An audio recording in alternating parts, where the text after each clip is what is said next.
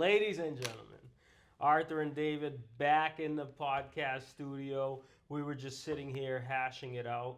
Real estate is one of the hardest businesses to be in. 87% failure rate. We've been in it now 16 years. First 5 to 6 years, we're getting evicted out of a one-bedroom apartment. The next couple years, things are really hard. Never owned real estate. The next 6 years, the last 6 years, we're buying, selling, investing in real estate. So let's just go take it back to the beginning. We always believe that real estate, because it's such a hard business, we can take our talents probably to any business at this point. And if you apply some of these strategies, it could help you in your business. It could help you grow your real estate business or any other business. The biggest thing that we learned that we've kind of took from different books and came up with our own version is our money management tactics in the beginning that help generate the way we set up our money, helped us completely evaluate the way we allocated our money to different situations every time we got paid. And what that I think will help you do is become successful. become successful. Become an investor. So let's start. What are your thoughts on this? So this is just, think of this as a money management system for real estate agents, right? Mm-hmm. Most Or real business estate people. agents get, it could be for any business. Mm-hmm. Most real estate agents specifically get large chunks of money, right? And when you get that large chunk of money, it's not like getting a paycheck every week. So sometimes you just don't know what to do. And in this video, we're going to walk through step by step exactly what you got to do when you get that $10,000 commission so that you build a legacy. Right. So let's say we're gonna work off 10,000, but you could do this in multiples of hundreds of thousands. But let's just start with $10,000. Okay. Perfect. All right. So let's say you're out there, you're selling real estate, you're new to the business, you finally started making some money, and now you get your check for $10,000. We'll just say each time you make a sale, it represents 10,000. What should you do with that money? So the first thing you got to do is take 25% and put it away in a separate account. We call that taxes, right? Because they don't take taxes out when you sell real estate. So if you're not allocating money for taxes, you're going to get left behind.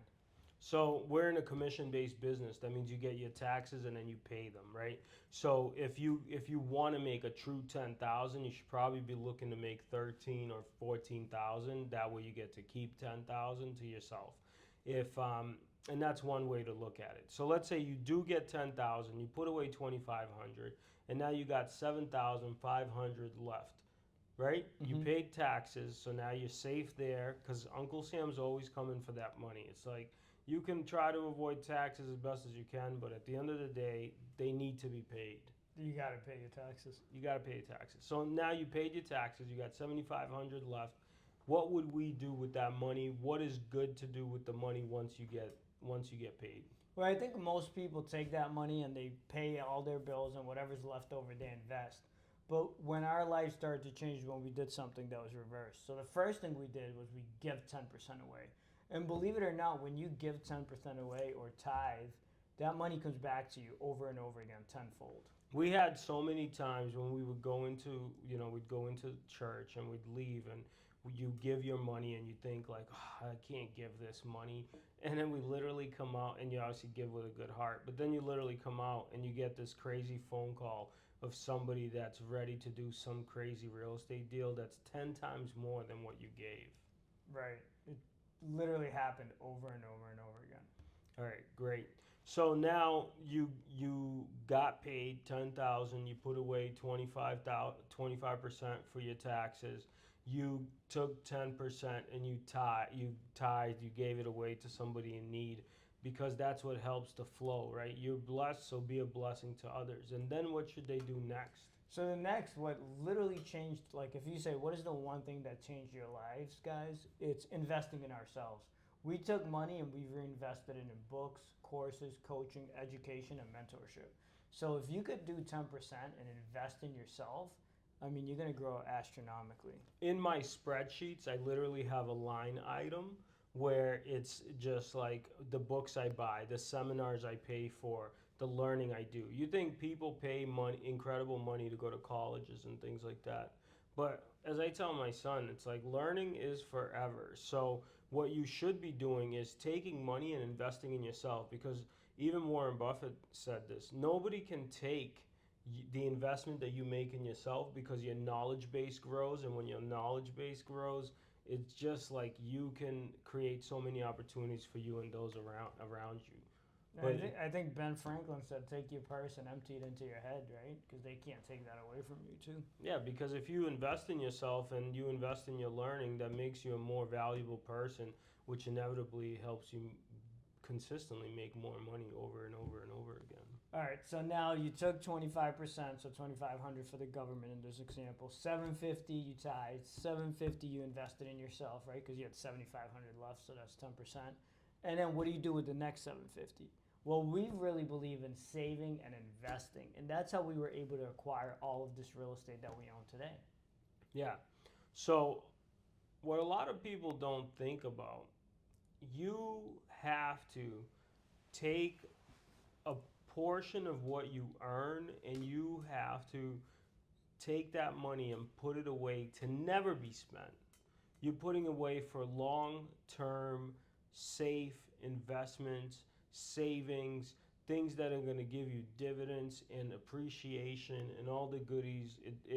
As an example, real estate, investing in real estate itself, and there's a few other vehicles that you could do that have been tried and true over time. So you have to take money away and literally put it in a separate bank account, and these are going to be your down payments on properties. Yeah, the first investment property we ever bought was $1 million, and we put 20% down, right? Because we saved, right? We lived within our means. And The Richest Man in Babylon is a great book I'm reading to my daughter right now, and it talks about this concept of taking money away and investing it safely. Yeah, as a matter of fact, in that book, the person gave like gold or money to each one of their kids. The kids left, and one saved money, one spent all the money, and one invested it and multiplied the money. And that's what investments can do for you, right? So you really have three options with this account. It's like you're either going to save your money, you're going to spend your money, or you're going to multiply your money. Right. Then we recommend only one other thing you do is if you have any debt, consumer debt, pay it off. Yeah, the rest of the money that's left, which should be about, I don't know, 60%. Yep. If you take the last 10%, you throw it to debt, you'll have 60% left. Yeah, and we're talking the 60% is like the taxes is a separate thing, right? The 100% becomes after your taxes are paid, but the 60% that's left is you live on, you pay your bills, you spend your money, have fun. Go on vacation. Maybe take 10% of that and create a play account. So once that accumulates to, tens of thousands, you go take a nicer vacation. Right. But now it's like every dollar you make is allocated for. Yeah, now you have a plan for your money instead of at the end of the year saying like, wow, I made all this money and where did it go? I owe all this money to the government and I have nothing saved or invested for myself. Right. The biggest regret that most people have is I've known plenty of people that have made a lot of money. Like you hear stories of athletes and different people. It's like they make a lot and then they end up broke over the years. But why? Imagine if you don't want to be in this position, because most people don't make athlete money, but you might have some really fruitful years. And if you don't train yourself to put your money away into these different buckets, you might find yourself in a very tough position of not being able to make money, and you managed your money horribly, and now it's like, it's a never-ending cycle. It's not what you make, it's what you keep at the end of the day. Any other words of advice? No, I think just make sure you have a financial blueprint. Don't think of it as literal. It doesn't have to be 10, 10, 10, 10. It doesn't have to be 25. You can come up with your own plan. But the most important thing is you have a plan. Because you either have a plan for your money or you don't. And if you don't, you're going to wake up at the end of the year broke. And then next year, broke again. Yeah, if you spend every single dollar you make, it's very hard to get ahead. And you don't want to work that hard to not get ahead. So just make sure you start paying attention to what you're doing with your money. All right, especially if you're a realtor.